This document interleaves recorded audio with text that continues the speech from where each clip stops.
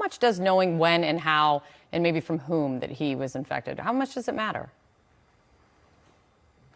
It really doesn't. What matters is finding out who the president could have exposed during that one day that he might have been infectious and could have infected other people. The reason why it doesn't matter so much now as to where President Biden or anyone got COVID from is that COVID is everywhere. We have to assume that the actual number of cases is maybe 10 times the reported cases. And so there is very high community transmission virtually everywhere in the U.S.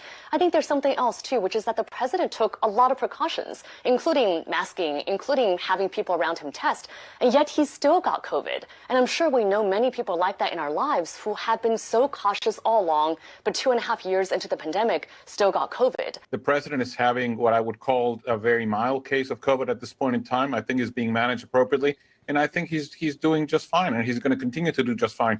We need to think about him as basically having, the flu. President Biden has done all the right things. He's gotten vaccinated. He's gotten boosted twice. The main thing going for, I think, President Biden is the fact that he is fit. He's trim. He doesn't have a history of diabetes or heart disease that we know about. And listen, people joke the fact that he fell off a bike. I'm so glad that he's able to ride a bike, which tells me that he is healthy.